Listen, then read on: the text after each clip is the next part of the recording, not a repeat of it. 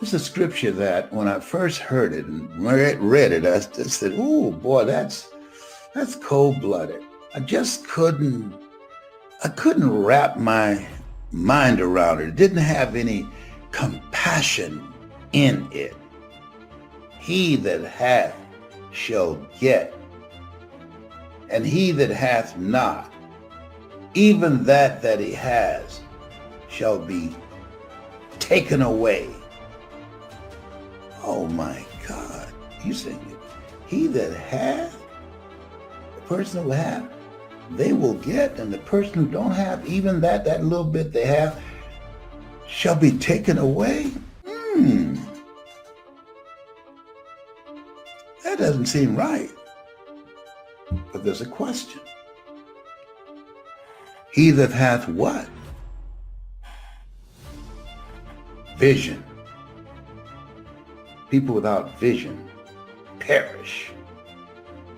Ambition, drive, a willingness to work, stubbornness, perseverance, faith that roars so loudly doesn't give you an opportunity to hear the doubts that you have within yourself. You have those qualities, you will get. You have those qualities, you restore everything you lost and more. You have those qualities, angels will make room for you. Come. Let's intervene here because he won't quit. She won't stop. We've done everything and they won't stop. Come, we got to intervene now. And then let's go find a wimp, somebody who's stopped, somebody who's allowing themselves to be consumed by fear. They're weak. Yeah, because God has not given them a spirit of fear, but of power. They ain't got no power. They're consumed in fear.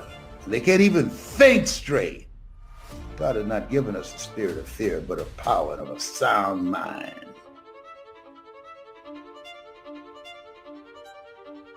This place where you are, where I am, this place, we've been picked out to be picked on. This place, we are more than conquerors. This place is a testimony, no testimony. This place, no guts, no glory. This place, faith not tested can't be trusted. This faith will find a way. Yeah. We need to know that. We need to saturate ourselves with words that will empower us right now. Our children are watching. Our children are not okay. There's an article, Google it. Our kids are not okay. The suicide rate among children, teenagers, and younger soaring because they're watching us. See, how we live our lives, Jim Rohn said this, how we live our lives, it can be a warning or an example. Did you hear me? How we live our lives, our children are watching. It will be a warning or an example. A warning of what not to do or an example of what to do when tragedy and interruptions and crises show up. Therefore, take unto you the whole armor of God, that ye may be able to withstand in the evil day, that having done all to stand. This is our time to stand. This is our time to be actively engaged in this thing called life. Our children are watching us. There are generations yet unborn that are depending on us. There are people who gave their lives, like a John Lewis said, create some good trouble.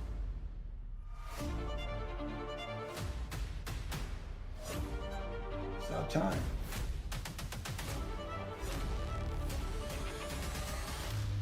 It's our time. You have something special. God is on your side. If God is for you, who can be against you? You got a winning team. I'm looking for, and I'm on a mission for people who can hear me. If at some point in time when you're a little kid or a grown person, you're going through some stuff and you heard my voice. And the reason you heard it, because what's in me is also in you. And the reason you responded and came out of the darkness into the light, because there's a calling on you to do the same thing. You and I are cut from the same cloth. You're branches of the same tree. If my message and my method and my approach resonates with you, I'm not talking about my hairstyle. My kid didn't play hairstyle and I'm kid, no. I'm talking about my message. And you have a message in you. You have a story in you. You like to help people, the millions of people who need to hear a multitude of voices. I want you to put voice in the comment section. Put voice in the comment section. And allow us to introduce you to the Power Voice system that teaches you how to tell your story, that teach you how to create an experience with your voice and your story, to transform people individually and collectively. Allow me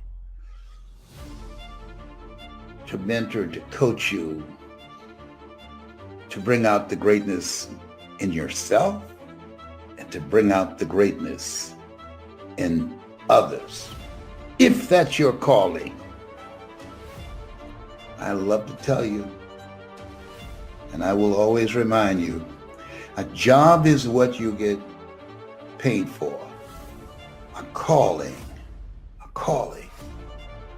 is what you're made for. If it's your calling, put voice in the comment section. If you can hear me in your heart, I'm not challenging your ability to hear with your ears, because you wouldn't still be here with me. I don't have any prints translating my words. So if you're still here, the only reason you're listening, because what's in me, it's in you. You and I are cut from the same cloth. We are branches of the same tree. It's time to make a decision. Put voice in the comment section. We don't know how much time we have left, do we? Michael Jackson said, "This is it." And it was. Okay. Put voice in the comment section. Live each day as it were your last. Because what we learned from the coronavirus, one day it will be. Toby Gatson, we graduated together at Booker T. Washington High School in Miami, 1963. Wow. Classmate had COVID-19 and he kicked COVID's butt. Toby, I'm so happy for you, brother. So happy. Prayed hard for you. But you always been a fighter since we were in high school. Boy, I tell you, you and Larry Littles, who played for the Miami Dolphins, boy, we went to school. We would miss school because we were characters. We were always clowning. We always wanted to know, what will we do next? We came to see each other for cafeteria and physical education. Oh my goodness. Oh boy, that's back in the day. I hear young people today, these millennials, talking about back in the day. They don't know anything about back in the day. I got t-shirts older than them.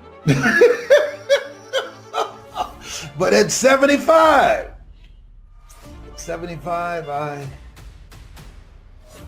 my goal is to finish strong. At 75, my goal is to train the best speakers on the planet. At 75, my goal is to find people who are hungry to make an impact with their lives, who are hungry to learn how to use and access their power voice, who are hungry to live a life that will outlive them. Yeah, you forget your years will forget you. And I want to leave this with you. As you look at your goals, be stubborn about your goals. Be stubborn. Don't give up on your goals. You will fail your way to success. Don't give up on your goal. Make know your vitamin, as Suzanne de Pass would say.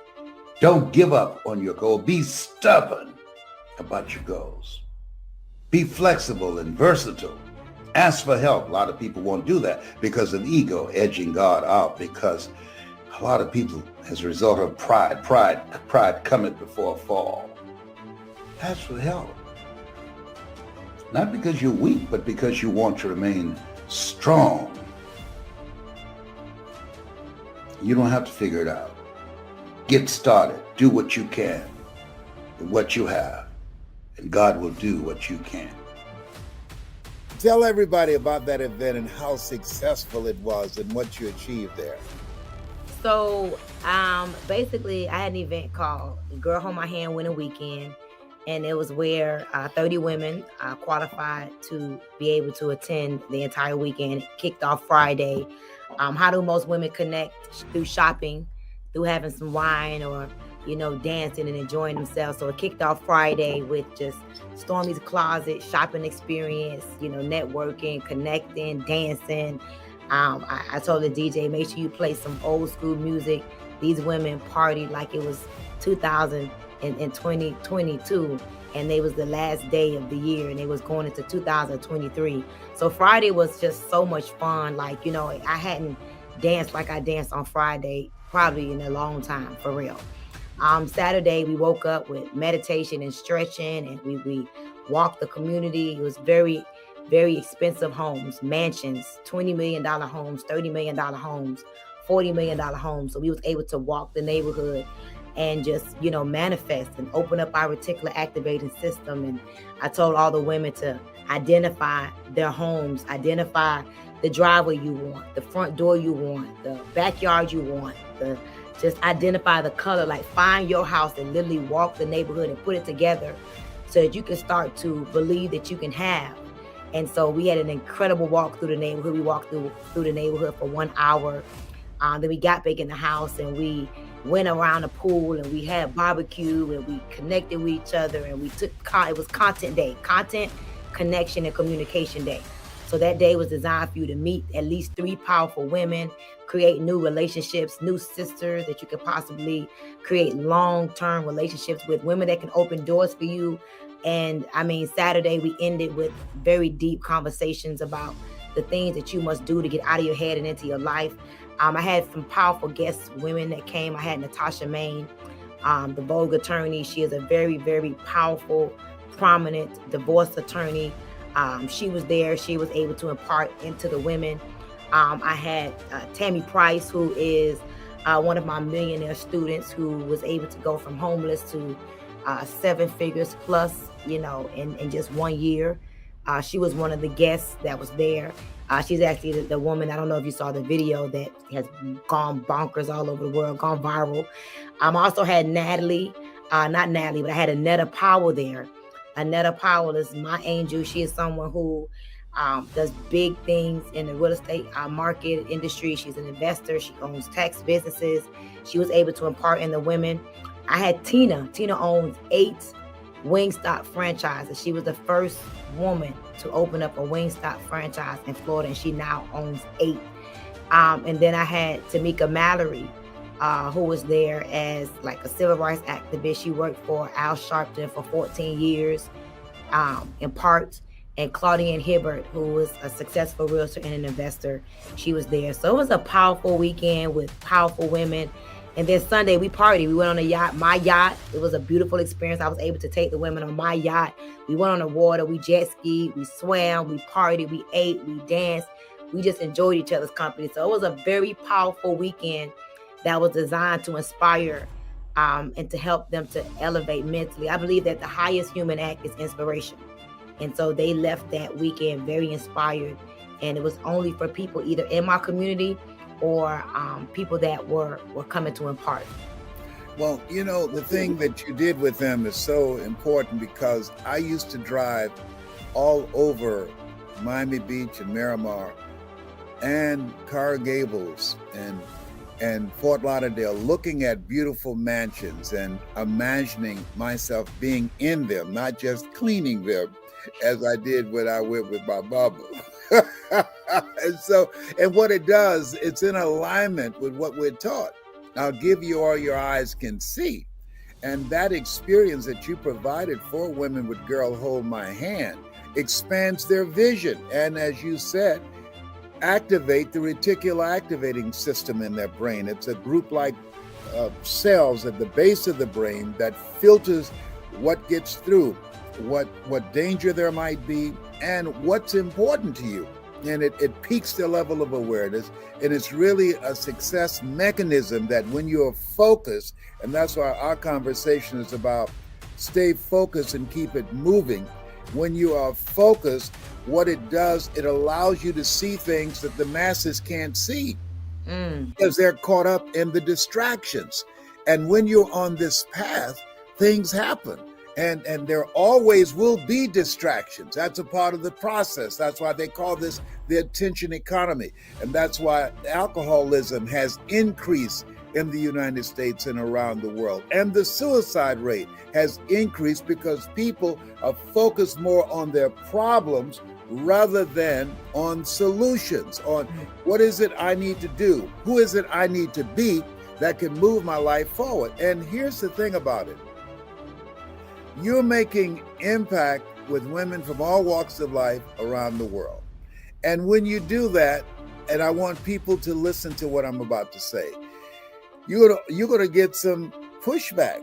You're going to have some critics. And here's the thing about critics. There's never been a statue erected to a critic. Now, I saw you talking to this lady about what she was eating, and she obviously was where I was. I used to be on a seafood diet. That everything I saw, I ate it. And I saw you licking your fingers and everything. I said, you know what? I was salivating. I said, that's got to be some good chicken up in here. And what I know is that the kind of work that you're doing with women, oddly enough, we need more of that because the kind of work that you're doing will allow us to create a new kind of culture. And nobody else is doing what it is that you're doing. Exposing people to a larger vision of themselves. And I like for Vanessa to cue up the promotional video, because if she can play it, I like for people to see what that experience was and how when people would come and see the excitement in their eyes.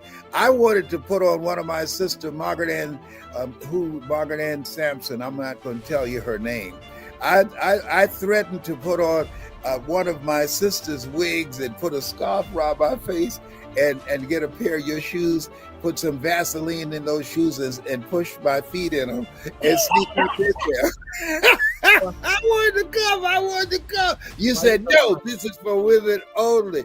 And I think that the more communities that are created around values, around things that you believe in, around dreams, around content that can give you methods and techniques on how to create the next greatest version of yourself, around the relationships that you can build, collaborative, achievement-driven, supportive relationships that will allow you to begin to put your success on steroids.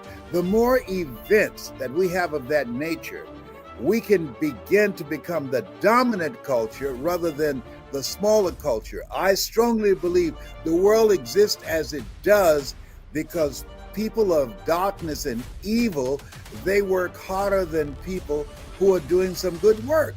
And you're doing some good work, and your goal is to multiply the voices, multiply the level of consciousness, and help people to know and to believe and discover the truth about themselves. As Bob Proctor would say, you were born rich. When I think about your background and the experience that you came from, you decided that where you were was not going to be your destiny. So I want you to talk about the dramatic, radical change that took place in Stormy, that when you looked at yourself one day, a moment, and you said to that person that was looking back at you, this is not me. I've got to do something differently. Let's talk about that moment. You know, to be honest with you, like I've had several of those moments. I call them my defining moments. Yes. And I remember one of the moments, I was probably around 13 years old. And it just came to my mind. I remember telling my mom that I'm so inspired by you. And I remember her that day getting excited. And I was like, no, Mom, I'm inspired not to be like you. Hold on. Okay, you can't run past that like that. Don't go crash. Come on, hold it. Pump your brakes, my sister. Pump your brakes. You said, I'm inspired by you. And she was excited. Mm-hmm. And then what did you say? I told her that I was inspired not to be like her. And I knew it was going to hurt her feelings. But my dad used to always teach me when I was a little girl, tough love. Tough love just does something to you. And most people learn through tough love than through soft love. And I knew it was going to piss her off, but I wanted her to make a change. And when I say I wanted her to make a change, my mom used to be a drug dealer, and my mom used to use the drugs she sold. And I remember we had a Jack and Jill bathroom where it was my room, the bathroom, and her room. And my mom smoked cigarettes, and she smoked weed, and she smoked crack. And I was 13 years old, and I would know the difference between how she was smoking, when she was smoking weed, when she was smoking cigarettes, and when she was smoking crack, because the flick sound of the lighter. One flick was a cigarette. 2 flicks was the weed. Multiple flicks was crack. Whoa. So I used to know what she was doing by the flicks. That's why to this very day, I don't like to hear the flick of a lighter, because it reminds me, it triggers that time in my life when my mom was on crack. So I remember telling her at 13 years old that I'm inspired not to be like you. And my mom later on told me that because I shared with her that I knew the difference between weed, crack, and cigarettes, that was the day she quit smoking. That was the day she quit smoking crack, because of that tough love I gave her. So I grew up understanding tough love. I grew up having tough love from my dad, tough love from my mom, and it helped me to become the woman I am today. And so I'm hard on myself, and I'm very tough on the people around me, because I never transformed through soft love, and the people around me never transformed through soft love. It was always the tough love. And so I could also remember my defining moment. It was about 2013. I was probably 60 pounds heavier. I had just given birth to my son, and I didn't realize that after I had lost my mom took her last breath as I was holding her hand. I didn't realize that it took me to a very dark place. I didn't know my mom was dying. August 26th of 2011, I watched her take her last breath, and she passed away. And for the first 90 days, I was strong. I was fighting. I was doing my thing. And literally like 90 days later, I went through a depression. I was depressed for 3.5 years. And in that depression, I got married. In that depression, I went from making $80,000 a month to literally applying for food stamps. And I moved into this really dark house. It had dark furniture, dark walls, no light would come in. I had a Porsche Panamera at the time. I couldn't afford to pay the car note on the Panamera. The check engine light would come on all the time. So I remember putting a sticky note over the check engine light, because I just couldn't look at the check engine light. And I used to wake up every day, and I used to think, man, I'm just waking up on the wrong side of the bed. And I remember one day I went to church, right? And the pastor was just talking about just the relationship with yourself and how you got to make powerful decisions versus popular decisions. And I remember in that moment, I came home, and when I went home that day, I went home realizing that something was significantly wrong with me. I no longer was willing to accept the fact that I woke up on the wrong side of the bed.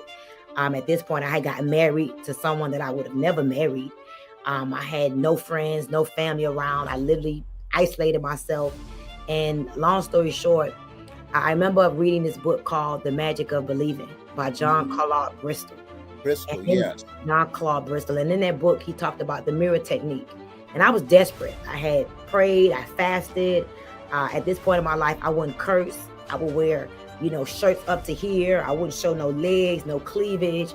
I was very conservative. I was in church on Wednesday. I was in church on Saturday, helping clean up. I was in church on Sunday. Like, I was a very holier than thou church girl in church every day. Okay, I want you to pause for a moment. You made a lot of money and you lost it. How did you lose it? I lost my mind. When I lost my mom, I lost myself. So after I lost my mom, I didn't have it no more. A piece of me was taken. Yes. And I was depressed for 3.5 years after I had lost my mom. How did you make the money that you earned? What did you do? What was the profession or the business that you were involved in? Multi-level marketing. My claim to fame came through distribution and multi-level marketing. Yes. Interactive distribution. Fantastic. And so you had lost your mind, and now there you are spiraling from depression of losing your mother, and your life is just a wreck. So how did you get back on track? How did you get back on the path to become the Stormy that we see now? So I read the book, The Magic of Believing. I did the fast, and I did the praying, I did the no cursing, I did the no clubbing, I did the just really in the Bible. I would read the book of Proverbs every day, 31 Proverbs, 31 days, like, listen. And after reading The Magic of Believing, I'm like, I gotta figure this out. And I remember reading a passage in the book that talked about the mirror technique. And it talked about how you go in the mirror and you just have an experience with yourself. And so one day I'm like, I'm already down. What's the worst case scenario? So I went in the bathroom and I locked the door, and I just went in the mirror and I looked deep into my soul, and I had a serious discussion with myself.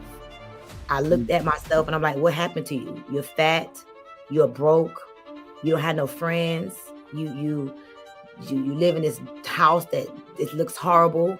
And I had lost myself. But in that moment, I like cursed myself out. I'm like, what's going on with you? I'm cursing myself out in this mirror. And I decided to leave myself in the bathroom, my old self in the bathroom that day. And I remember crying, tears coming out down my eyes, snot coming out of my nose. I'm gonna tell you the truth. I curse Les Brown. I call myself every B, every stupid, every name that you could think about. I call myself every name. And I decided that I was not gonna be the same woman that walked in the bathroom that walked out. And when I walked out of that bathroom, it's like, for real, it's like the scales was removed from my eyes. And I'm like, what am I doing with this man? How did I marry this guy? Oh my God. I started opening the blinds. I'm like, this house is dark. Why is this house dark? I started opening the blinds. I went in the refrigerator. I'm looking at the food. It was margaritas. At the time, strawberries, margaritas. I had old, what is that place called? Old Chipotle in the refrigerator. Like, I'm looking at my house. My car was dirty. My closet was dirty. Everything was dirty. I just saw everything. And I just started cleaning up everything. I opened up the windows, turned on some music, opened up the windows, the blinds, and I just started like literally repairing my life after I had realized 3.5 years later what I had done to myself. I really did not realize what I had done to myself. It's amazing how we experience things and people handle things differently. But that moment, you said the woman who went in the bathroom, you left her in there and you came out, and this person emerged, and you begin to continue to pursue in the area of self-development. And you have built an incredible community of Girl Hold My Hand, and you've impacted women and men around the world. I want you to think about any goal that you want to achieve. Anything that you want to achieve. I want you to think about it right now.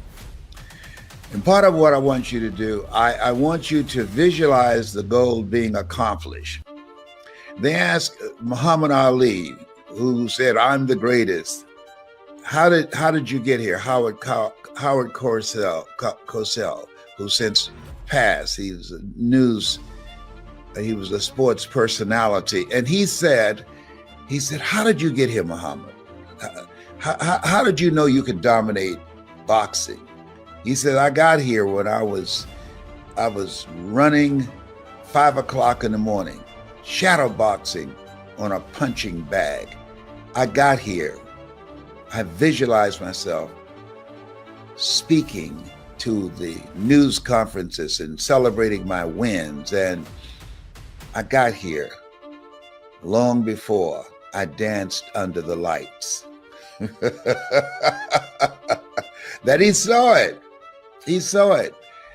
I got here because I visualized myself being on major stages. I saw myself speaking in major venues, and I held that vision and I took action. I've been recounting my steps. When my mother was diagnosed with breast cancer and I just got elected for the 3rd time to the Ohio legislature from the 29th House District, I resigned to go back to Miami to take care of my mother. I promised her she would never go to a nursing home. I want you to think about something that drives you, something that compels you. Nietzsche said, if you know the why for living, you can endure almost anyhow. And so I resigned from the Ohio legislature. I was the chairman of the Human Resource Committee, the Education Committee. I had a promising political career. I enjoyed politics, but I loved my mama. And I promised her, Mama, when you need me, I'll be here. And so I resigned and went back to take care of Mama. And I had to find something to do. And I had to find something that was me. Now, mind you, I don't have a college education, okay? I never worked for a major corporation. And I wanted to speak and motivate and help people and speak for major corporations like Dr. Norman Vincent Peale and Zig Ziglar and Tom Peters and all the other people that I saw out there, Tony Robbins. And I'm encouraging you to take action. I saw this guy named Ed Foreman from Executive Development. He's since retired. He came to Miami and he spoke. And he was offering the program for people who had an interest in motivational speaking, that he had this special class that he was going to be doing. And it was a boot camp. It was an intensive. And so after his presentation, I said, man, I sure like to come, but I can't afford to do it now. And he said something to me that I will always cherish. He said, if you can't afford to do it now, you can't afford not to do it. Whoa. He said, how are you going to teach people how to make things happen if you can't make things happen? That cut wide and deep. I say, I'll see you in Dallas.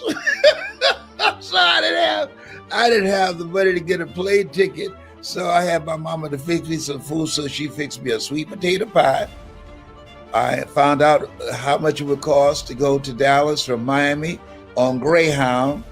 She fixed me a pot of marinated frog legs. If you never had frog legs, let me tell you something of it here. Really, they taste like chicken, all right? I was on that bus exchanging frog legs and slices of sweet potato pie for pork chop sandwiches and collard greens and candy yams. Oh, we had a party. We were singing songs. We had a party on that bus going from Miami to, to Dallas, Texas. By the time we got there, they called me Frog Man. I took action. There's some of you who want to do what I do, who want to speak. And let me share something that I've learned from Corona. If there's something you want to do, take action. Do it now. Had a friend that was sick, and I kept saying, I'm going to see him. And he passed. I didn't take action. Had the opportunity to do it, but I did not take action. See, this thing called life, we don't know what's going to happen from one moment to the next, and we know that. We've had the rug snatched out from under us. If there's something in your heart that you want to do, listen to me. Do it now. Miles Monroe, let me tell you, one of the most profound statements I enjoyed, hearing him say, rob the cemetery of your gifts, of your dreams, of your talents, of your art, of your book, of your leadership. Rob the cemetery. Don't take that stuff with you to the grave. And I want you to write this down. Resilient, purpose-driven mindset. Resilient, purpose-driven mindset. That with all the stuff that's going on, with all of the confusion from the scientific community, from the leadership, from the presidency on down, it has collateral effect. And there are so many people that's confused. You wear the mask, so you don't have to wear the mask. Or if you have the coronavirus, you need to wear the mask so you don't give it to somebody else. And if you have it, you should stay in the house. They got all kind of things. If you make love, you should have the mask on. That is not romantic to me. And you know, I say, wait a minute, y'all coming all up in the bedroom. Okay, baby, put your mask on. Well, how am I gonna kiss you with my mask on? Oh, behave, whatever. But all kind of confused, you know, all this stuff going on.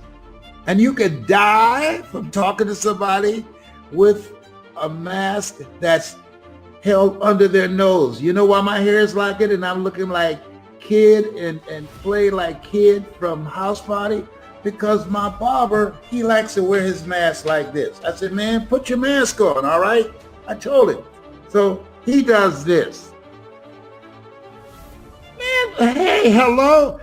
Habla español, English? What? Come on, have I told? Put your mask on, cover your mouth. I know your breath kicking like Bruce Lee, but cover the nose too. It's, I mean, about to make me lose my mind over here. So I decided I'm not going through that. I'm not going through that. I'm not coming out the house till 2027. And I work on myself. I got some new squirrel friends. I'm bilingual. I speak squirrely. And I listen to motivational messages first thing in the morning. You want to listen to my voice. Go on YouTube. Find Les Brown speaking in the Georgia Dome. Find Les Brown. It's possible. And I tell the story about the bamboo tree. Find Les Brown getting unstuck. And I talk about Chicken Man. Listen to things. Listen to me. Listen to things that can build your mental resiliency. You want to have a resilient, purpose-driven mindset that will focus your mind on the goals that you want to achieve, on the things that you need to do to reinvent yourself, to rethink your life, to see whether or not you're on the path to becoming the next greatest version of yourself. And in order to get through this time, I mean, sometimes I when I wake up in the morning, I said, this is still not a dream. This is crazy. People say, I'd like to come by and see you. Is that right? Okay, I'm on the first floor. We can talk through the window. Come on. I mean, just think about this. Every day when I see people with masks on looking outside my window, seeing the squirrels jumping from one tree to the other, they never lose their footing. That's why I learned squirrely. Tyrone, he's leading everybody. He's introducing everybody to me. He's the most motivated squirrel in my neighborhood. Les Brown is about to do his StreamYard or another Zoom. My kids say I've been in the house too long.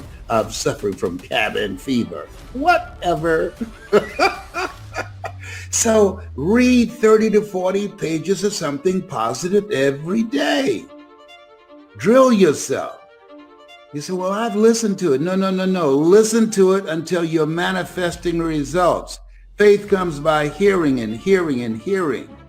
So in order to develop that resilient, purpose-driven mindset, you want to listen to the messages over and over, take notes on things that jumps out for you and become the embodiment of it.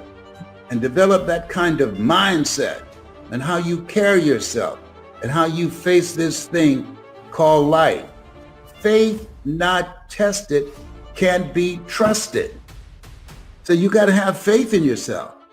But we're being tested right now. If you've never been tested, listen to me. No test, no testimony. Faith not tested can't be trusted. It's easy to have faith when things are going great. When the kids are acting like they have good sense. When you have a job, you have money, you have your health. Oh, no big deal there. But when life knocks on the door, when you go through some stuff, when you get a bad diagnosis, that's when you have to pull on your faith. That's when you have to be resilient. I've got a saying, and all of you know it. Life knocks you down, try and land on your back. Because if you can look up, you can get up. Now, here's the other thing that's very important. As you look at yourself, you want to master at least three things, multiple streams of income. Three things: I speak, I train speakers, and I'm an author. And I got other things I'm expanding, and I'm 75. Well, why are you still doing it? Because you're never too old to learn, and you're never too young to teach. I believe that the reason that we look at people over a certain age, at Alzheimer's and dementia becomes active, is because they are inactive. My mother used to say, if you don't use it, you lose it. It takes longer to wear out than to rust out. So the goal is to be actively engaged in life, raising the bar on yourself. Turn down the amount of time that you spend entertaining yourself, watching the television, as my daughter, Dr. Ona Brown, would say, and do things that will stimulate your thinking. It will keep you young. Just because you're 75, chronologically don't mean that you have to look 75. No. And so I decided, just because I'm 75, you're not going to count me out. I'm still here. I'm going to be engaged in this thing called life because I have not done my best work yet. You have not done your best work yet. Every day is the best day of your life, as Orrin Hudson would say out of Atlanta, the chess master. Why? Because if you don't believe that, try missing a day. Every day is the best day of your life. Look for ways in which you can begin to master something, learn something today that you did not know yesterday. Expand your horizon, expand your vision of what's possible for you. Continuously be a student. My high school theme was, you never find out how much you know until you find out how little you know. Study. The people that are going to make it today are looking at the various trends. They're going from mindset mastery, learning 3 things that they can master to create non-performance income, and they're studying continuously, learning things that they can get at the end of their fingertips on the internet. There's no excuse today for not being in the mindset of achieving something beyond that which you have already done. Life is an adventure. Helen Keller said life is either a daring adventure or it's boring. And this is an exciting time that you can earn money at the comfort of your home. Think about that. Virtually around the world. I just finished talking to some people in Germany. And then I talked to some people in Toronto, Canada. I'm making money around the world and I'm still home, virtually. Take advantage of this. This is something you want to learn. Mindset mastery and skill set mastery of the internet. Now here's something else. You have to, as you look at yourself, look at your goals, look at your dreams. Not only is a resilient, purpose-driven mindset important, I want you to think about your life right now. I was reflecting on when I decided to become a professional speaker. I looked at my life and I just said, you know what? I want to do more. I want more. I want more for myself, my family, my mother, and I want to be in charge of my own destiny. And what I was doing at that time was not providing that. And it got to a point, I don't know whether or not you've ever been there, that just doing something 8 hours a day, 5 days a week, just to pay the bills, to keep a roof over my head, and for transportation and food on the table, it just didn't get it. I mean, if you can understand how I felt, it just didn't get it. I didn't find that fulfilling. One, I was doing something that wasn't me. And I was doing something to survive. What it takes to live versus what it takes to survive are two different things. And so here's what I realized, that if you're not willing to take a chance on you, if you're not willing to learn something and reach beyond your comfort zone so that you can explore some other possibilities for yourself, you'll never discover the greatness that you have within yourself to do more, to have more, and to experience more. So I wanted to see what else was out there for me other than what I was doing at the time. I was a salesperson at Sears, and they said, if you're the top salesperson, that you will get a promotion to be the sales manager. Well, I was the top salesperson for 6 months in a row, and they told me they couldn't promote me. I said, no, don't say you couldn't, just say you won't promote me. Well, they said, well, the reason is it will lower morale. Lower morale? Yes. Everybody in that area there would be very upset. I was the only raisin in a glass of milk, if you know what I mean. I said, what? I said, come on, you gotta be kidding me. No. We would love to give you the promotion. I said, excuse me, don't use the word give. I've earned this. 6 months in a row, I've earned this. You said, if you're the top performer, you will be selected for manager. Now you're changing the rules. Now I had a choice. They said I would lower morale. So I took a chance on me. I wonder what happened to the morale when the top performer left. And they had the unmitigated gall to ask me to train the people that they were going to put over me. I said, hello, do I look like Mr. Buckethead?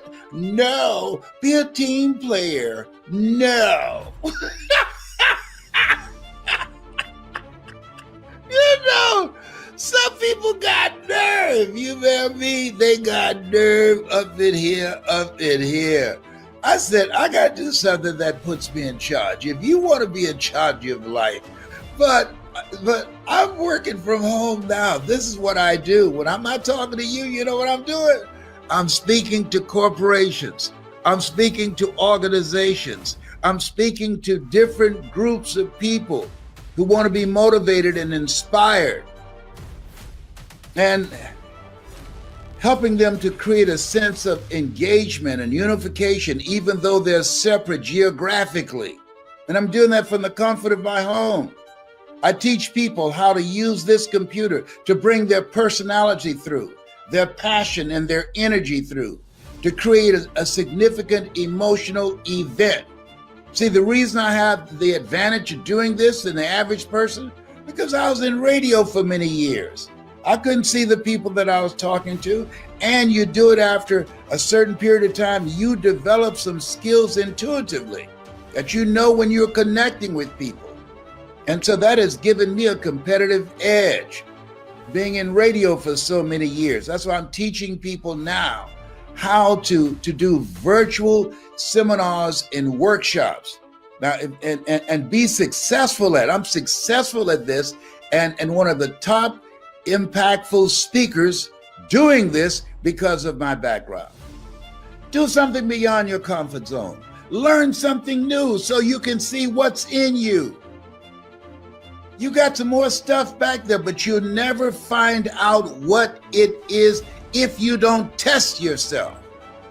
And I was seeing these people speaking everywhere, and I said, I'm gonna put myself to the test. I look at them, they put their pants on one leg at a time, just like I do. And so part of the whole process, because I was listening to motivational messages on a regular basis and I was getting fired up. Now, write this down.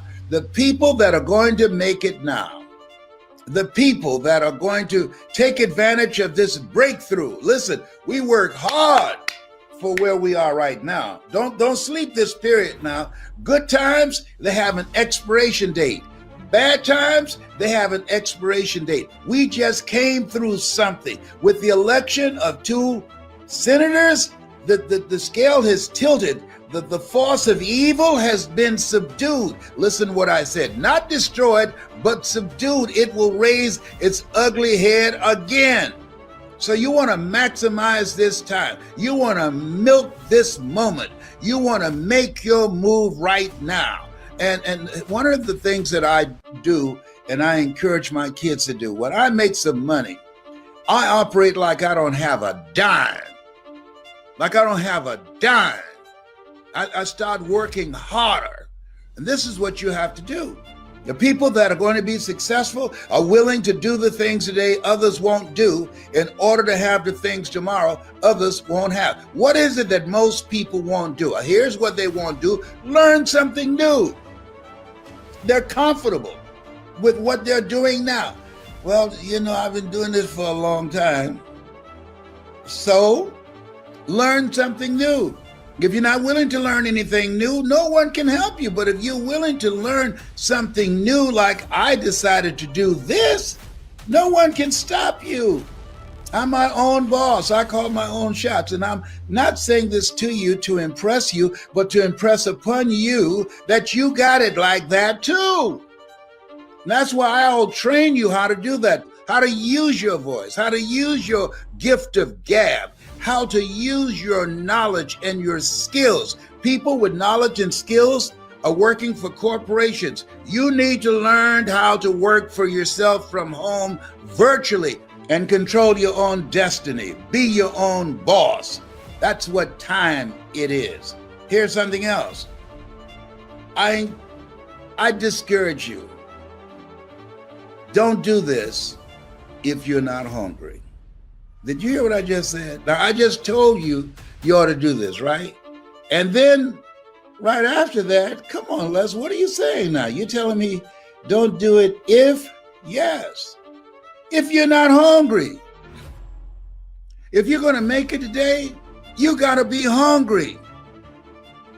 The 47 million people are going to lose their jobs from artificial intelligence. Millions of people have lost their jobs because of coronavirus. You think you're the only one out here?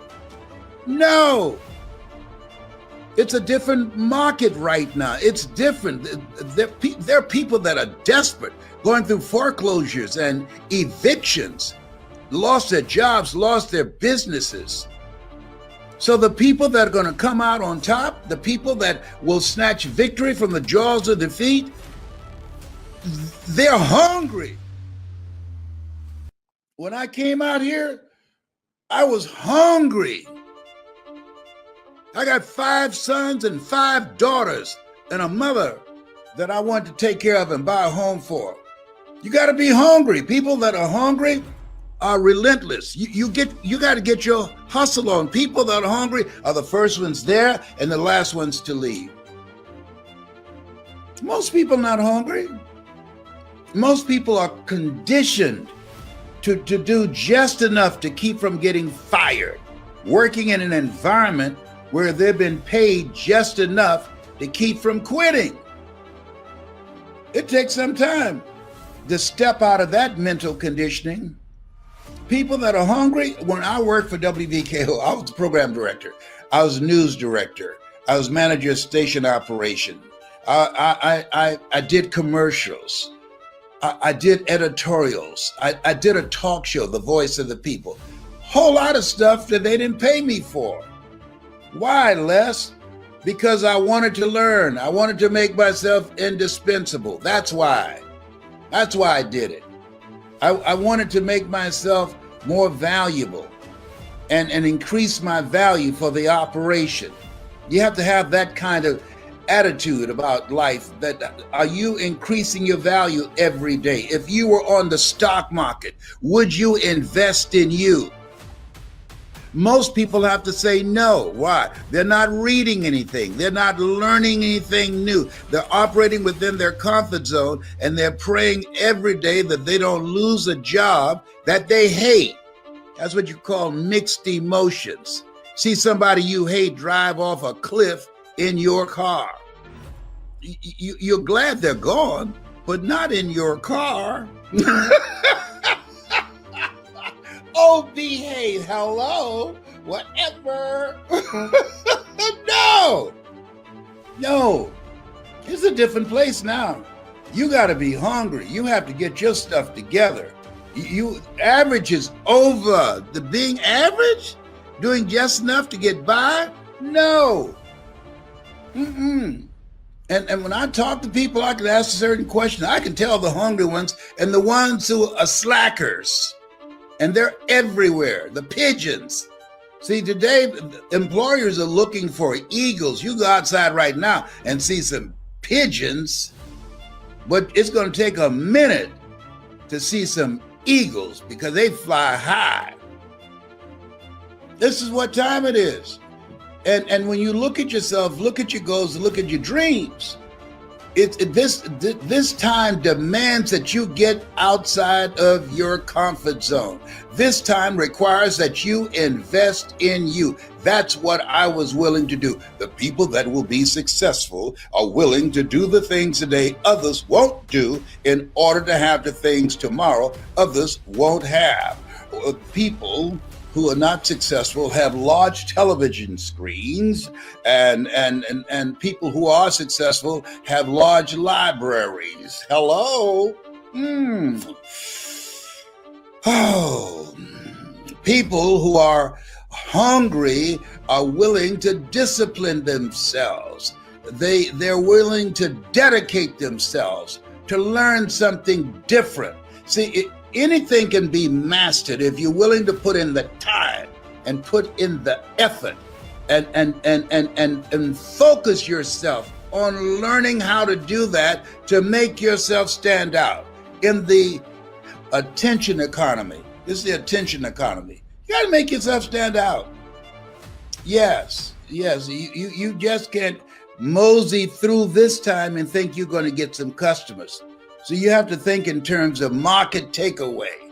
What value are you bringing that's superior to everybody else? You've got to operate out of the thinking of Henry David Thoreau. Do not go where the path may lead. Go where there's no path and leave a trail. You got to set a new standard.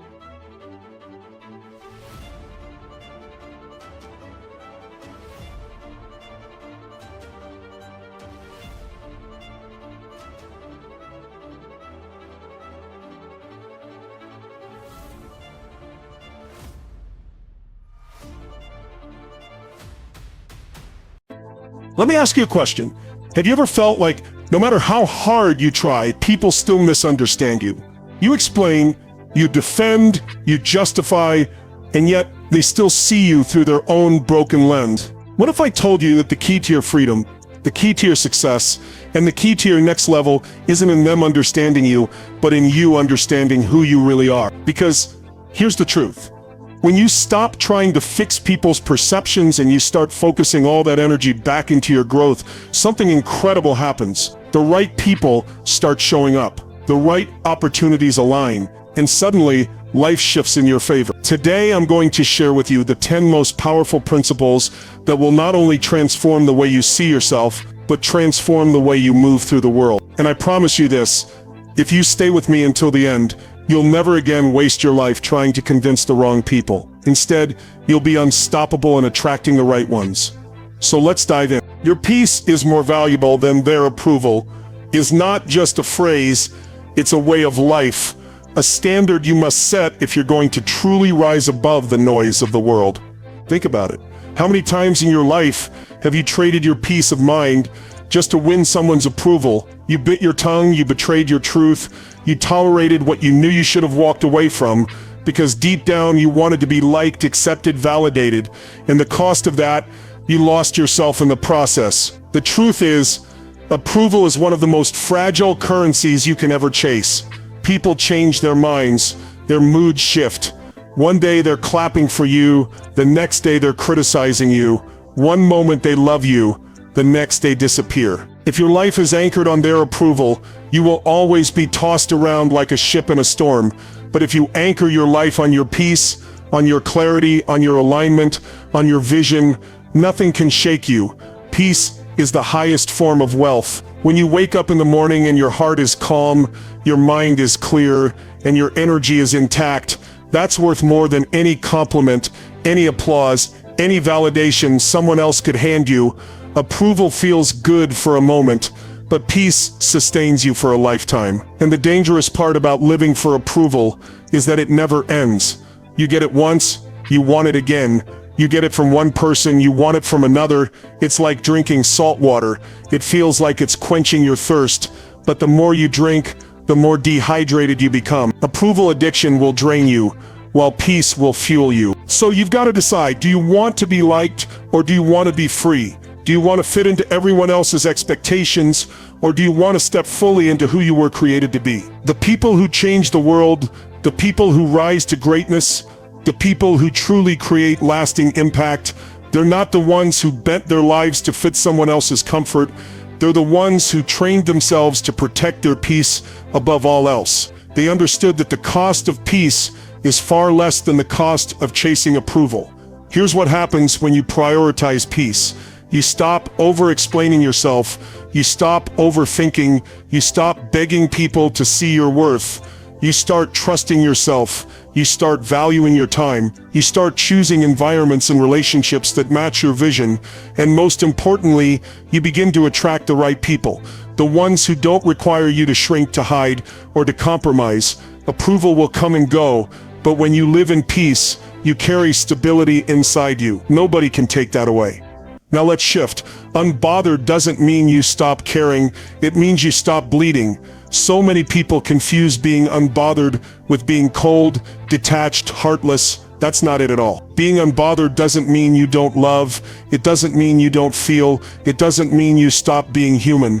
It means you stop bleeding out your energy into places that don't deserve it. It means you stop allowing other people's words, actions, and choices to cut you open and drain you of your strength. Think about how much energy you've lost in the past because you cared too much about things that didn't actually matter. Someone unfollowed you and you carried it like a wound. Someone gave you a sideways comment and you thought about it for days. Someone left your life and you replayed every memory until you felt empty. That's bleeding. That's you pouring out your power into situations that don't deserve another ounce of your attention. Being unbothered means you decide that your emotional blood, your life force, is too precious to be spilled over people who've already shown you where they stand. Here's the difference. Caring is strength. Bleeding is weakness. Caring says, I love, I give, I show up, but I don't lose myself in the process. Bleeding says, I'll keep pouring out until there's nothing left of me. And most people don't even realize they're bleeding until they're exhausted, bitter, resentful. They've given so much attention to people who never cared in the first place. That's why unbothered becomes a necessity. It's not about not caring, it's about caring wisely, selectively, intentionally. To be unbothered, you must train yourself to rise above triggers. Someone says something negative, fine, that's their energy, not yours. Someone tries to pull you into drama, you let them keep it, because drama is a tax you don't pay anymore. Someone leaves, you don't chase, because if they can walk away, they weren't built to stay. Being unbothered is emotional discipline. It's you saying, I will not allow the outside world to dictate my inner state. That's real power. Unbothered people are not numb, they're focused. They care deeply, but they care where it matters. They don't waste their energy bleeding for ghosts. They don't waste their nights replaying conversations. They don't waste their future obsessing over the past. They keep moving, they keep building, they keep choosing themselves. And because they protect their energy, they always have more to give to their vision, to their loved ones, to their purpose. You have to recognize that life will always present you with opportunities to bleed. Someone will betray you, someone will criticize you, someone will misunderstand you.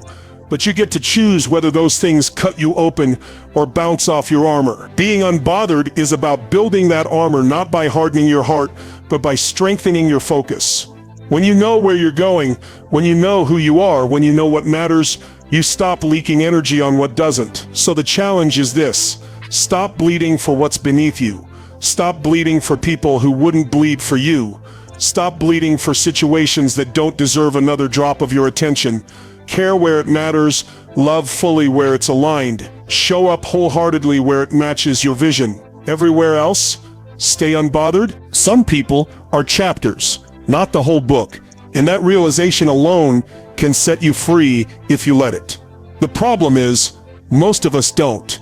We expect every person we meet, every friend we grow close to, every relationship we invest in to last forever. We attach permanence to people who were only meant to play a temporary role in our lives. And when they leave, when the story shifts, when the chapter closes, we act like the book is over, but it isn't. The book is still being written. The story is still unfolding. And those people, as important as they seemed in the moment, were never the ending. They were simply a part of the process. Think about your favorite book, your favorite story. Every chapter has its own characters, its own scenes, its own conflicts. But you don't cling to one chapter forever. You move through it because you know there's more ahead. In life, some people show up to teach you something, to reveal something in you, to prepare you for something bigger. Their role is significant, but not permanent. They may bring love, they may bring pain, they may bring both, but they're there for a season. And once their role is fulfilled, the chapter closes. The tragedy is not that they left. The tragedy is when you refuse to turn the page. Every time you hold on to someone who was only meant to be a chapter, you trap yourself in a story that has already ended. You reread the same lines, relive the same moments, and wonder why your life feels stuck. It's because you're gripping the pages so tightly that you can't flip forward. In the future, the growth, the breakthroughs you've been asking for, they're waiting for you in the next chapter, not in the one you keep replaying. You must understand that letting go doesn't erase what was. That chapter is still part of your story and always will be. It shaped you, it taught you, it grew you, but it's not the whole book. Some of you are still defining your entire identity based on a relationship that ended years ago, a betrayal that happened a decade ago, a friendship that dissolved, a season that expired, and as long as you do that, you shrink your entire story to a single chapter. The people who truly live free, who keep growing, who keep expanding, are the ones who accept this truth. Not everyone is meant to stay for the whole ride. And that's not failure, that's life, that's the design. Think about it, teachers don't stay with you forever. They enter, they teach, they exit. The same is true of many relationships. They arrive, they play their role, and when the time is done, they exit. You don't curse the teacher for leaving the classroom once the lesson is over. You thank them and you move forward. You carry the lesson, not the loss. The moment you stop demanding permanence from temporary people, you free yourself. You stop feeling betrayed every time someone leaves. You stop feeling abandoned every time someone doesn't stay. You begin to see people as they are, not as you wish they would be. And that perspective is powerful because it keeps you from being bitter. You stop labeling people as villains simply because their role in your story came to an end. They weren't villains, they were chapters, and those chapters prepared you for the masterpiece you're still writing. Now understand this: carrying dead weight keeps you from your next level. Nothing will slow you down more than dragging what's no longer alive into your future. And yet that's exactly what most people do. They carry relationships that are long over. They carry resentment from old betrayals. They carry identities that no longer fit, and then they wonder why they feel so heavy, so drained, so unmotivated. It's because they're not walking into their future, they're dragging their past. Picture this, you're climbing a mountain, and on your back is a bag filled with rocks. Each rock represents someone you won't let go of, something you refuse to release, a story you refuse to move past. Every step you take is harder, not because the climb is impossible, but because you're carrying too much unnecessary weight. And here's the thing, the mountain doesn't care. The climb won't flatten itself just because you refuse to drop the bag. You either let go of the rocks or you exhaust yourself and give up before you reach the peak. That's what happens when you carry dead weight. You kill your own progress. Dead weight can be people who don't believe in you, who drain you, who criticize everything you do. Dead weight can be the old version of yourself that you keep trying to revive instead of stepping into who you're becoming. Dead weight can be the resentment you nurse, the bitterness you hold, the regrets you replay. Whatever it looks like, the result is the same. It slows you down. It keeps you stuck at the level you've already outgrown. You've got to ask yourself right now, what am I still carrying that has already expired? Who am I still dragging with me that doesn't belong in my future? What stories am I still telling myself that are no longer true? Because every step you take toward your future while clinging to dead weight is a contradiction. You can't build a new life while clinging to old baggage. You can't soar while clutching anchors. You can't rise while refusing to release. And here's the truth most people don't want to face. Sometimes you're not tired because your dream is too big. You're tired because your load is too heavy. You're not broken. You're just overloaded. You're not unworthy.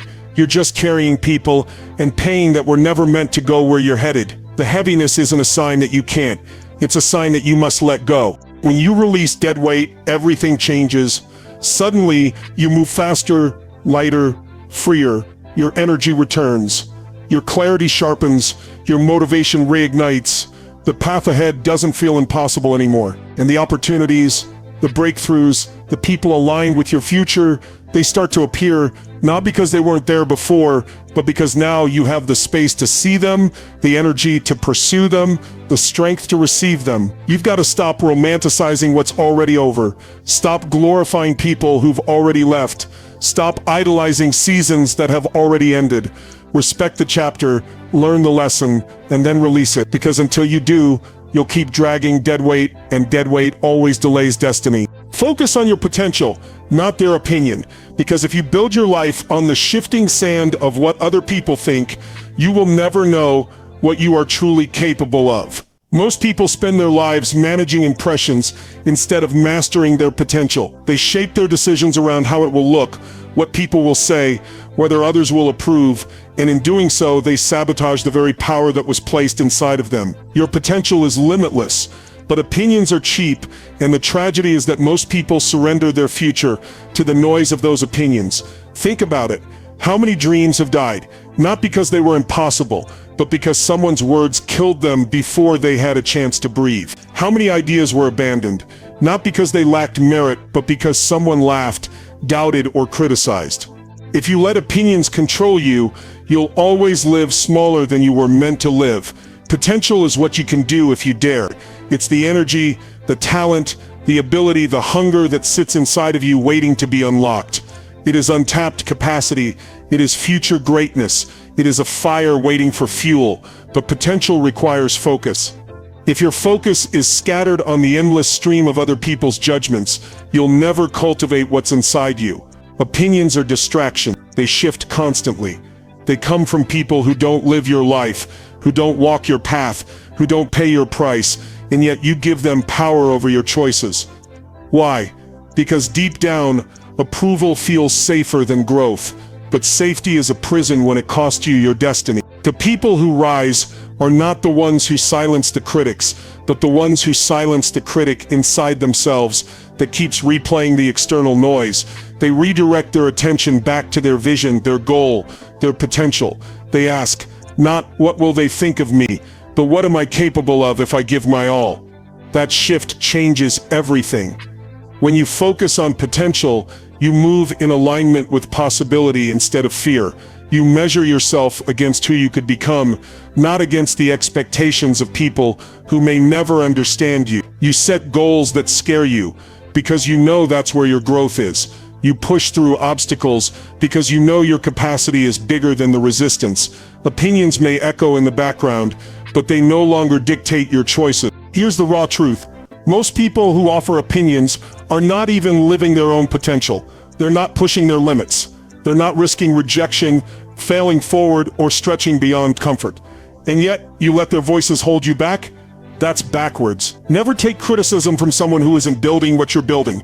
Never downgrade your vision to match someone else's comfort zone. Your potential is sacred, and it requires you to protect it like a treasure. You've got to choose every single day to drown out the noise and ask yourself, am I moving closer to the person I'm capable of becoming? That's the only measure that matters. Now hear this. Release the need to be validated by others. Because as long as you crave validation, you will always be a prisoner. Validation feels good, but it's a drug. It hooks you, it conditions you, it makes you dependent on something outside yourself to feel worthy, and that dependence will destroy your freedom. Validation tells you, I matter because they said I matter. True power tells you, I matter because I am alive, because I have purpose, because I am here.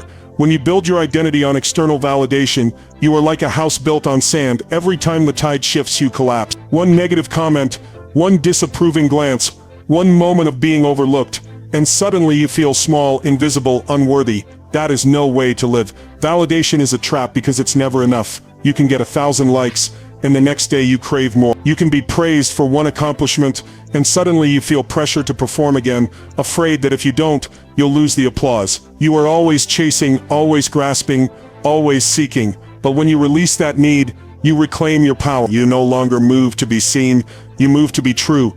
You no longer chase recognition, you chase alignment. You no longer shrink or stretch to fit someone else's box.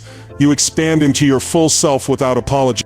Releasing the need for validation doesn't mean you ignore feedback or reject love. It means you stop letting it define you. You stop needing it to prove your worth. You can receive it with gratitude, but you don't depend on it. You no longer crave it like oxygen because you've learned how to breathe on your own. This is freedom, living from the inside out, not the outside in. Living anchored in your vision, your values, your identity, not swayed by the highs and lows of public opinion. The irony is that once you stop needing validation, you often attract more respect because people can sense authenticity.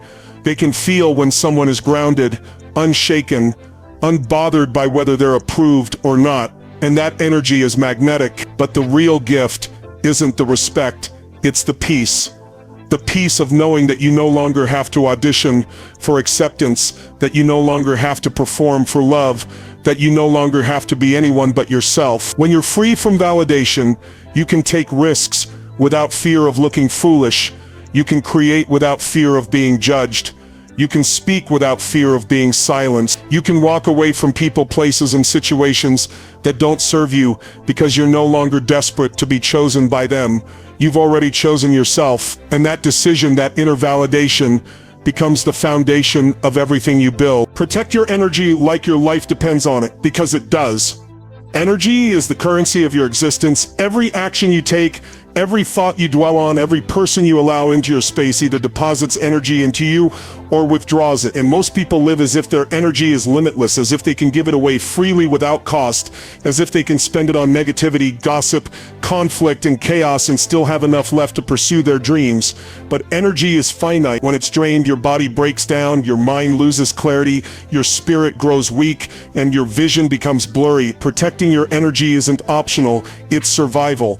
It's the foundation of building a powerful life. Think about how much of your life force has been stolen, not because of what you were doing, but because of who you allowed around you. There are people who leave you drained every time you talk to them. They complain, they criticize, they dump their problems without ever lifting themselves up, and you walk away feeling heavy. There are environments that suffocate you with stress and noise, places where your creativity, your joy, your peace cannot breathe. There are habits scrolling endlessly, engaging in pointless arguments, procrastinating that silently rob you of energy, and yet you allow it because you don't treat your energy like the treasure it is. You wouldn't let someone rob your bank account and smile while they do it, but every day you let people and habits rob your energy without resistance. Protecting your energy means boundaries. It means saying no without guilt. It means removing yourself from toxic environments, limiting exposure to people who drain you, and choosing to surround yourself with those who pour into you instead of pulling from you. It means creating rituals that recharge you, exercise, meditation, prayer, reflection, time in nature, time in silence. It means becoming ruthless about where your focus goes, because focus directs energy. Where attention goes, energy flows, and if your attention is on drama, distraction, or negativity, your energy will follow. The reason this matters so much is because energy is fuel for your potential. Without energy, you cannot sustain the grind, you cannot endure the setbacks, you cannot push through the resistance that comes with pursuing your highest self. You might have the vision, you might have the skill, but if you don't have the energy, you won't execute.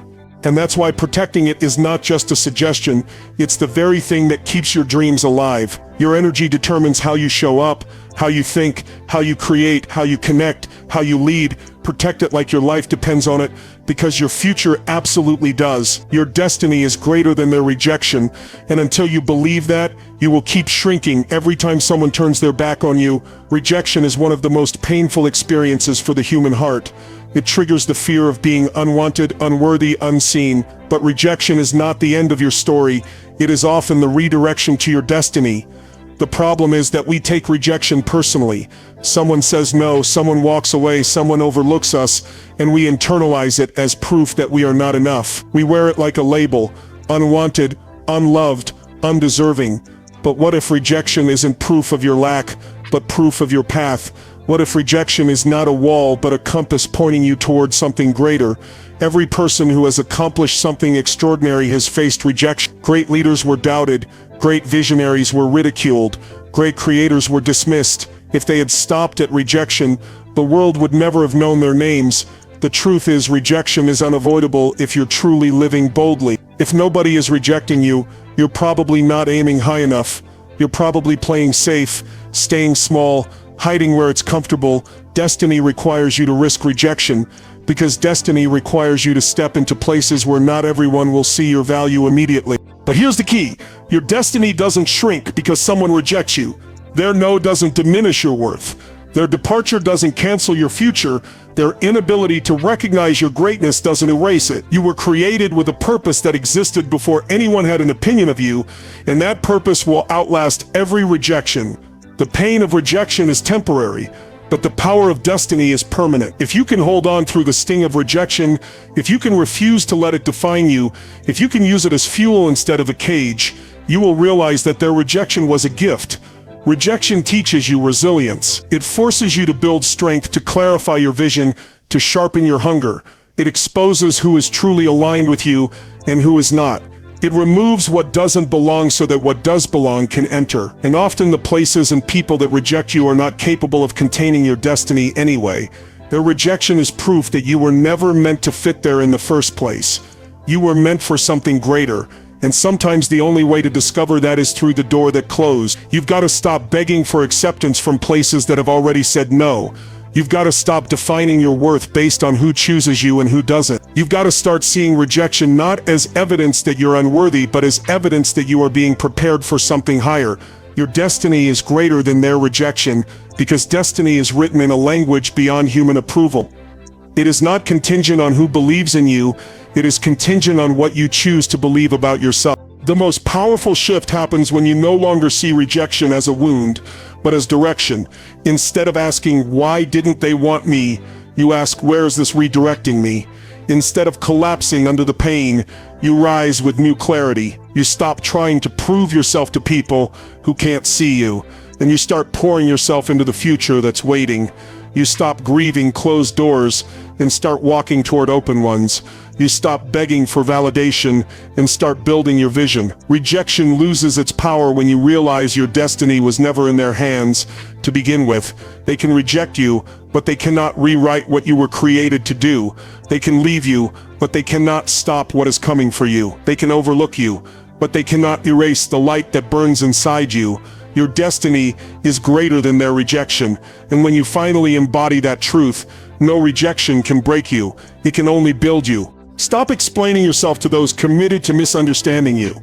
Because the truth is, no matter how carefully you speak, no matter how many times you repeat yourself, no matter how pure your intentions are, there will always be people who twist your words, doubt your motives, and interpret your actions in the worst possible way. And here's what you must accept. Their misunderstanding is not a reflection of your clarity, it is a reflection of their lens. They see through the filter of their own insecurities, fears, and judgments. And no amount of explanation can shift a heart that is determined not to see you accurately. The danger is that many people waste years of their lives trying to convince those who are already committed to misjudging them. They argue, they justify, they explain, and at the end of it, they feel drained, misunderstood, and unseen. The cycle repeats, and instead of living their truth, they live in defense of it. When you constantly explain yourself, you give away your power. You hand over control of your identity to people who have already decided what story they want to tell about you. No explanation will change a mind that is committed to misunderstanding, because misunderstanding isn't about facts, it's about choice. Some people don't want clarity, they want conflict. They don't want truth, they want drama. They don't want to understand you, they want to reduce you, box you in, and strip you of your authenticity so they feel more comfortable. And if you keep engaging, if you keep explaining, you're playing their game instead of living your life. You must come to a place where your peace is more valuable than being understood. You must reach a point where you realize your mission cannot be delayed just so you can win the approval of people who will never clap for you anyway. Stop thinking you owe them explanations. You don't. You owe yourself authenticity. You owe your future focus. You owe your destiny commitment. Anyone who is truly meant to walk with you will see you without you having to beg them to. They will understand because their spirit aligns with yours. The rest will misunderstand, mislabel, misjudge, and you must let them. You cannot control their perspective, but you can control whether you waste your life trying to fix it. Walking in power means being misunderstood and moving anyway. It means being criticized and staying focused anyway. It means being smickers-freddented and still refusing to shrink. You don't win by convincing them, you win by continuing. You win by building, by rising, by succeeding so fully that no lie, no misjudgment, no misunderstanding can deny what you have become. And when you live this way, you free yourself from the endless cycle of trying to explain, and you reclaim your time, your energy, your voice for what truly matters. When you focus on you, the right people and opportunities will come because energy is magnetic. When you are constantly focused on others, chasing their approval, obsessing over their rejection, fighting their misunderstanding, you scatter your energy outward and weaken your attraction. But when you bring your focus back to yourself, when you pour into your growth, your healing, your goals, your discipline, you shift your frequency, you stop chasing and start attracting, you stop begging for doors to open and begin creating doors of your own, and in that process, the right opportunities and the right people begin to align with your journey. Most people think success comes from constantly reaching outward, networking endlessly, begging for chances, forcing relationships, but true alignment happens when you work inward first. The stronger you become, the clearer your vision, the more disciplined your habits, the more magnetic your presence. The right people don't show up because you beg them to. They show up because they recognize the energy you've cultivated. They feel the clarity, the strength, the authenticity, and they are drawn to it. The right opportunities don't come because you force them. They come because your preparation meets the moment. Focusing on yourself doesn't mean selfishness. It means alignment. It means refusing to abandon your goals to chase people. It means investing in your growth instead of spending all your energy trying to be accepted. It means using your mornings to strengthen your body, your mind, your spirit, instead of scrolling for validation. It means showing up every day in pursuit of your vision, regardless of who's watching, because your focus is not on performing for them, it's on becoming for you. When you focus on you, you become undeniable. The people who are truly meant to be in your life will see the light in you without you having to convince them. The opportunities that are truly aligned will fit into your journey without you having to beg. And the beauty of it is that the wrong people will fall away naturally because they cannot survive in the atmosphere of your growth. You don't even have to push them out. Your focus, your elevation, your transformation will make them irrelevant. But here's the challenge. Focusing on yourself requires discipline. It requires saying no to distractions, no to drama, no to people who pull you off course. It requires setting boundaries that may upset others, but protect your future. It requires waking up every day and asking, what can I do today that moves me closer to my highest self, instead of how can I make them like me? It's a shift in identity, a shift in priorities, a shift in how you show up for your own life. The truth is, Most people don't focus on themselves because it's easier to be distracted by others. It's easier to gossip, to compare, to complain than it is to do the hard work of self-mastery. But the ones who rise, the ones who become magnetic, the ones who live fulfilled, they are the ones who make the decision to focus inward. And that decision creates a ripple effect. As you grow, you attract growth. As you discipline yourself, you attract disciplined opportunities.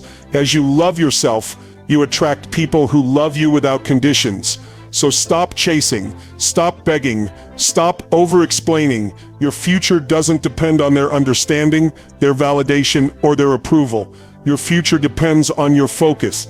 Focus on you, build you, grow you, and everything aligned with your destiny will come. Not because you forced it, but because you became the person capable of receiving it. Think about what we just walked through together.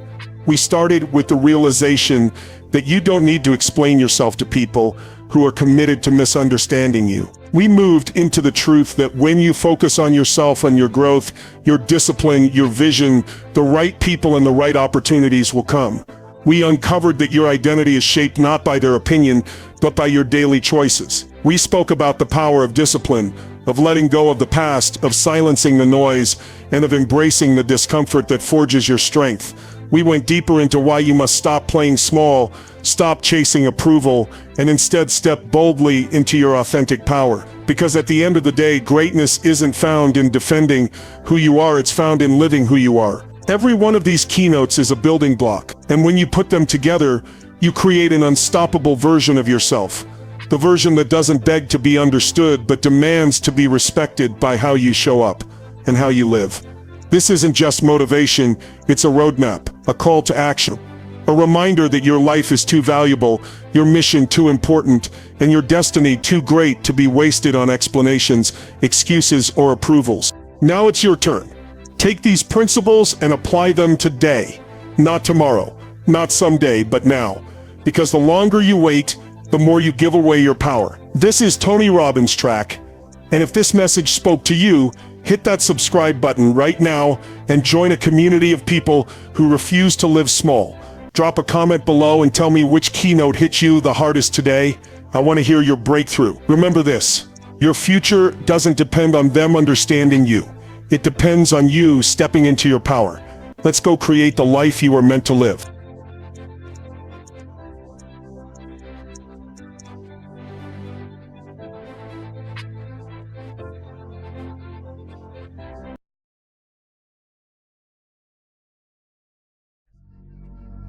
How many of you have ever felt stuck?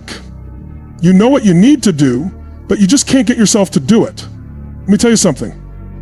Laziness is not who you are, it's just a pattern. And patterns can be broken. The difference between success and failure isn't talent, luck, or intelligence. It's your ability to take action when you don't feel like it. Today I'm going to give you 6 powerful strategies to rewire your mind, break through procrastination, and create unstoppable momentum. Are you ready to take control of your life? Then let's go. Laziness is not who you are, it's simply a habit you've developed over time. Too often, people label themselves as lazy, unmotivated, or procrastinators, as if these are fixed traits. But the truth is, no one is born lazy. Laziness is just a pattern of behavior reinforced by repetition. The more you delay action, the more your brain gets used to avoiding effort, and before you know it, inaction becomes your default response. But here's the empowering part. If laziness is something you've learned, it's also something you can unlearn. Your brain is designed to follow patterns, and every action or inaction strengthens a neural pathway. If you constantly tell yourself, I'll do it later, I'm too tired, or it's not the right time, your brain learns that avoidance is the norm. Every time you choose comfort over progress, you reinforce the habit of laziness. But just as bad habits are built through repetition, so are good habits. You can train yourself to take action automatically, just like you've trained yourself to avoid it. The key is to shift your mindset and recognize that you have the power to change. One of the biggest mistakes people make is identifying with their laziness. When you say, I'm just a lazy person, you're reinforcing that identity, and your actions will always align with how you see yourself. But the reality is, you are not lazy. You are simply someone who has developed a habit of delaying action. And the moment you shift that belief, everything changes. Start telling yourself, I am someone who takes action. I follow through on my commitments. I get things done, no matter how I feel. These affirmations might feel unnatural at first, but the more you repeat them, the more your brain starts to accept them as truth. And when you truly believe in your ability to take action, your behavior will naturally follow. The key to breaking the laziness cycle is to stop waiting for motivation. Most people believe that they need to feel inspired before they can take action, but that's completely backward. Action creates motivation, not the other way around. If you sit around waiting for the perfect moment, you'll stay stuck forever. The trick is to move before your brain has time to talk you out of it. The moment you feel resistance, count down from 5 and just start. Whether it's getting out of bed, making that phone call, or starting your workout, don't think, just move. Once you take that first step, momentum kicks in, and suddenly the task doesn't seem so difficult anymore. Another important thing to understand is that laziness is often a defense mechanism. Your brain tries to protect you from discomfort, uncertainty, or failure by convincing you to stay in your comfort zone. But growth never happens in comfort. Every successful person you admire has mastered the art of pushing through resistance and taking action even when they don't feel like it. They understand that the discomfort of effort is temporary, but the pain of regret lasts forever. So the next time you feel tempted to procrastinate, ask yourself, will I regret not doing this? If the answer is yes, then remind yourself that the short-term discomfort of taking action is nothing compared to the long-term disappointment of staying stuck. Another factor that contributes to laziness is energy management. Many times, what feels like laziness is actually exhaustion. If you're constantly tired, sluggish, or unmotivated, the problem might not be your mindset, it might be your body. Poor nutrition, lack of exercise, and sleep deprivation all contribute to low energy levels, making it harder to take action. You wouldn't expect a car to run on an empty tank, so why expect your body to function at full capacity when it's running on poor fuel? If you want to beat laziness, start by optimizing your physical energy. Move your body daily, eat foods that nourish you, stay hydrated, and prioritize sleep. When your body is energized, your mind will be sharper and taking action will feel natural. It's also crucial to recognize the role your environment plays in your behavior. If you're surrounded by distractions, clutter, or unmotivated people, it's much harder to stay productive. Your surroundings shape your actions, whether you realize it or not. If your workspace is messy, your mind will feel cluttered. If your phone is always within reach, distractions will constantly pull you away from important tasks. And if the people around you encourage laziness or negativity, it will rub off on you. The solution? Take control of your environment. Organize your space, eliminate distractions, and surround yourself with people who inspire and push you to be better. When your environment is set up for success, it becomes much easier to take action consistently.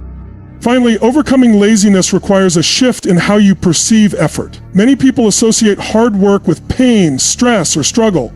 But what if you started seeing it as a privilege? What if you looked at taking action as an opportunity to grow, improve, and create the life you want?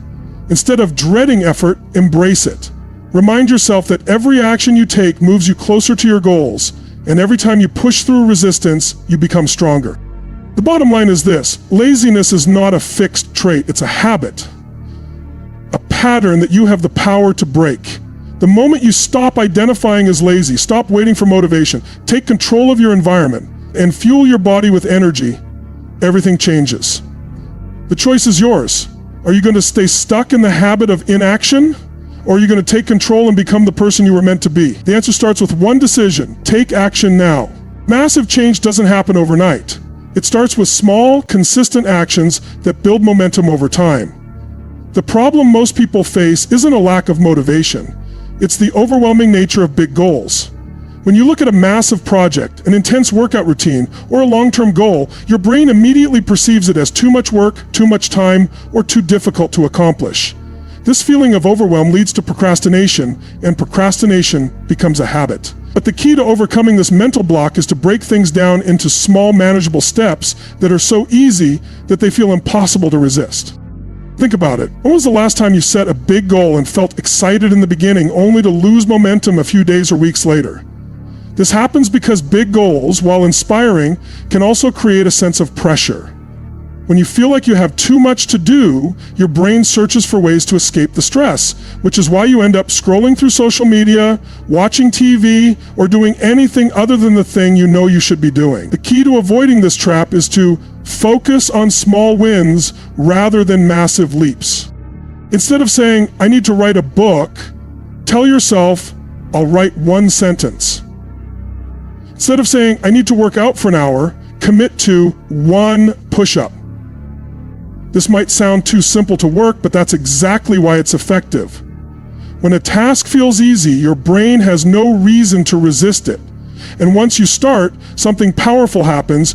You gain momentum. That one sentence turns into a paragraph, that push-up turns into 10, and before you know it, you've built a habit of consistent action. Momentum is one of the most powerful forces in human behavior. When you take even the smallest action, your brain releases a hit of dopamine, a neurotransmitter that creates a sense of satisfaction and encourages you to keep going. This is why checking off items on a to-do list feels so good. It creates a positive feedback loop that makes you want to take more action. On the other hand, when you avoid a task, you train your brain to associate it with stress, which makes it even harder to start the next time. This is why successful people don't rely on motivation, they rely on systems. They create habits and routines that make action automatic. They understand that motivation comes and goes, but momentum, once built, keeps them moving forward. If you want to break free from laziness, you need to stop waiting for motivation and start focusing on creating small, consistent wins. One of the best ways to do this is to use the 2-minute rule. If a task takes less than 2 minutes, do it immediately. If it takes longer, break it down into something that can be started in 2 minutes. For example, if you want to develop a reading habit, don't set a goal of reading for an hour every day. Start by reading 1 page. If you want to start meditating, don't commit to 20 minutes. Start with 1 deep breath. The goal is to remove the resistance to starting, because once you start, finishing becomes much easier. Another critical factor in building momentum is tracking your progress. People often underestimate the power of visual feedback, but seeing tangible evidence of your progress reinforces your commitment. Whether it's crossing off tasks on a list, marking an X on a calendar for every day you complete a habit, or writing down small wins in a journal, tracking progress keeps you engaged. It creates a sense of accountability and prevents you from breaking the chain of consistent action. And a common mistake people make is thinking that small actions don't matter. They believe that if they're not making massive progress immediately, it's not worth doing. But success isn't about doing one big thing all at once. It's about doing small things consistently over time. Imagine a plane flying from New York to Los Angeles. If the pilot changes the flight path by just a couple of degrees, the plane will end up in an entirely different destination. The same applies to your actions. The small choices you make every day determine where you end up in the long run.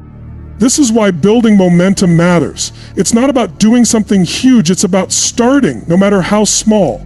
Because once you start, you create energy, and that energy fuels more action. The hardest part of any task is the beginning, but once you push past that initial resistance, things get easier. Your brain shifts from this is hard to this is what I do. So if you want to break free from laziness and build momentum, stop focusing on the finish line and start focusing on the first step. Make it so easy that it's impossible to say no. Then do it again the next day and the next. Before you know it, you'll have built a habit of consistent action, and laziness will be a thing of the past. The environment you surround yourself with plays a massive role in shaping your actions, behaviors, and level of productivity. Many people believe that overcoming laziness is purely a matter of willpower, but in reality, willpower is unreliable. It fluctuates based on your energy levels, stress, emotions, and even the time of day. If you rely solely on willpower to push yourself into action, you will eventually fail. This is why your environment matters more than your motivation, because your surroundings either make taking action easy or create constant friction that pulls you into laziness. Your brain is constantly picking up cues from the world around you, even if you don't realize it. Everything in your environment sends signals that either trigger productivity or encourage procrastination. If your workspace is messy and disorganized, your mind will reflect that chaos, making it harder to focus. If your phone is always within reach, buzzing with notifications, your attention will constantly be hijacked. If you surround yourself with people who lack ambition and constantly talk about how difficult everything is, their energy will inevitably influence you. Without even thinking about it, you begin absorbing these signals, and they start dictating your behavior.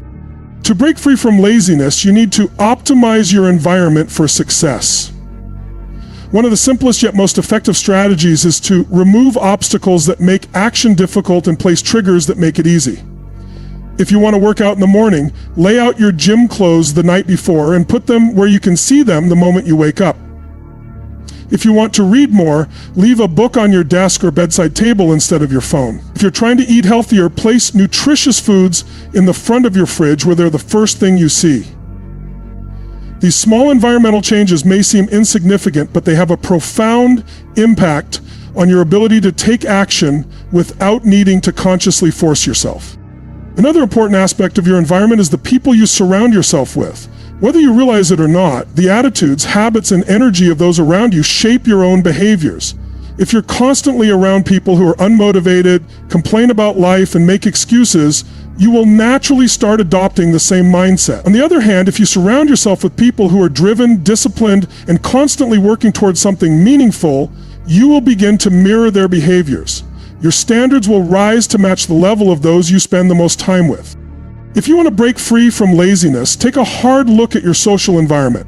Ask yourself, are the people around me inspiring me to grow or dragging me down? If the answer leans toward the latter, it's time to make adjustments. This doesn't mean you need to completely cut people out of your life, but it does mean you should actively seek out and spend more time with people who challenge and push you to be better. Join communities of like-minded individuals, find a mentor, or connect with people who have already achieved what you aspire to do. The more you surround yourself with people who embody the habits you want to develop, the more natural those habits will become for you. Your digital environment is just as important as your physical one. In today's world, distractions are everywhere. Social media, endless notifications, and digital entertainment are designed to capture and hold your attention, pulling you away from productive activities. If you constantly find yourself falling into the trap of mindless scrolling, the problem isn't just self-control. It's that your environment is designed to encourage distraction. The solution? Make distractions less accessible and productivity more effortless.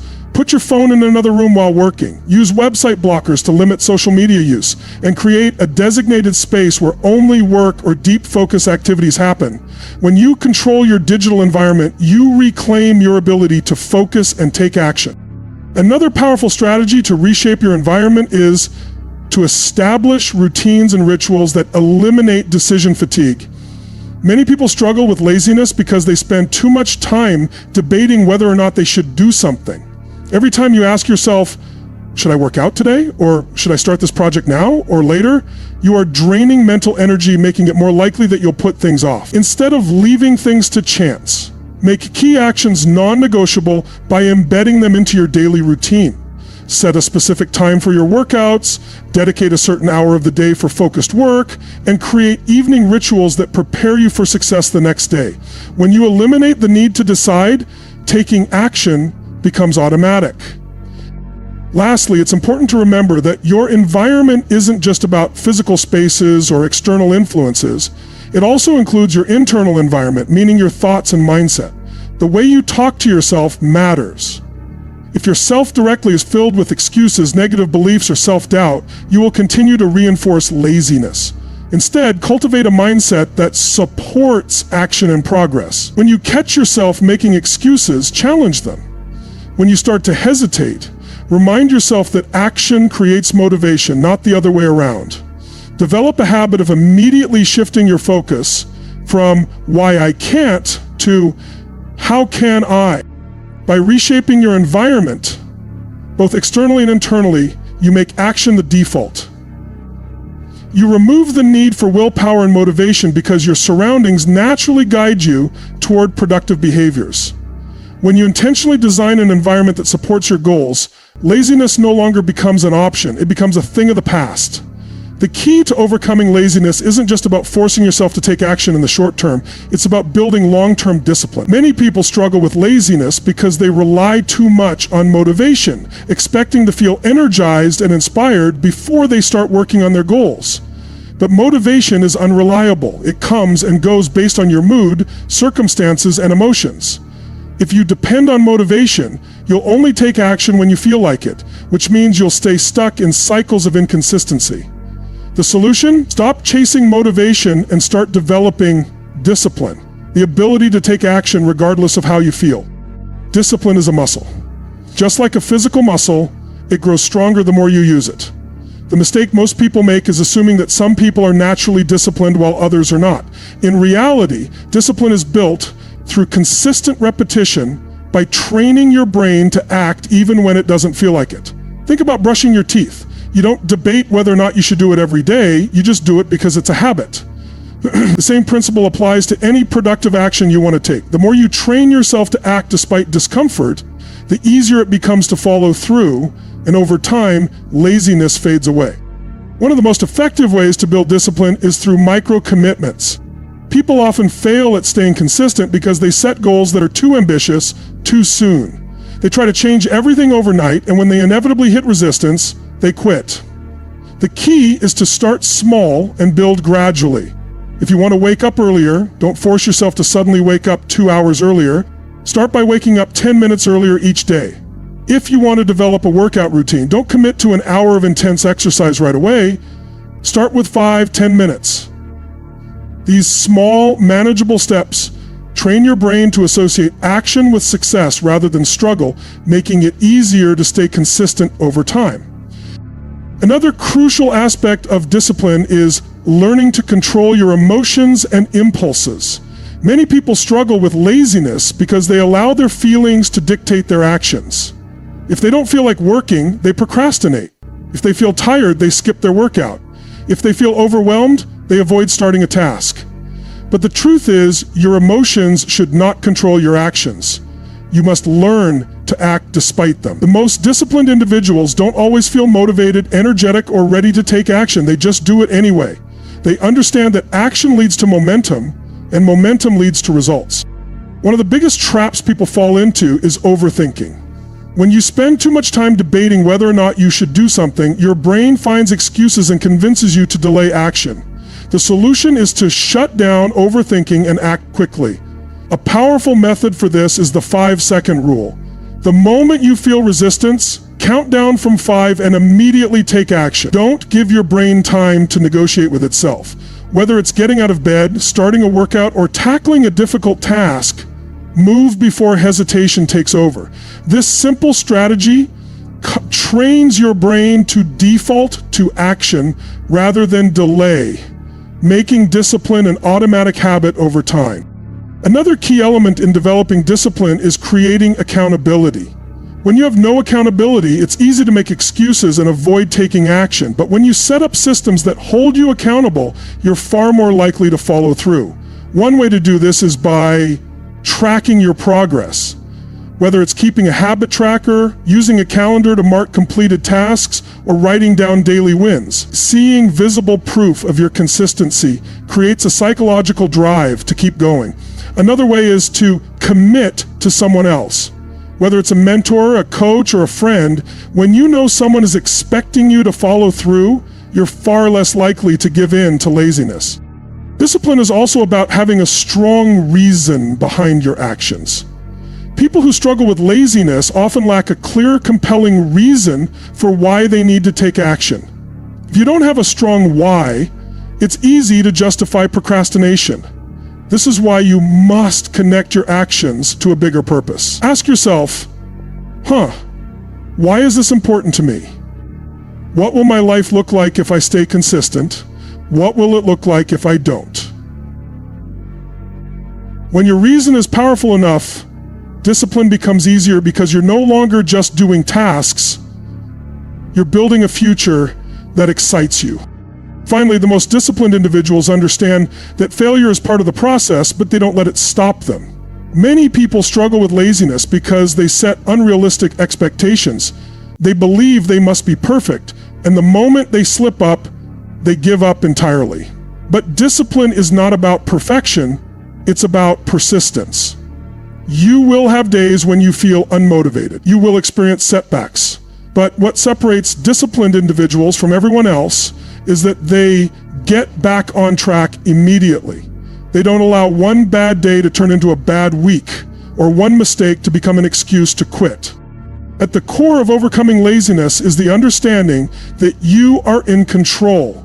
You are not a victim of your habits, your emotions, or your past behaviors. You have the power to rewire your brain, to train yourself to take action, and to build the discipline necessary to achieve your goals. It won't happen overnight, but the more you show up, the easier it becomes. Laziness isn't a permanent condition, it's just a habit. And the moment you decide to take action, you begin rewriting the story of who you are.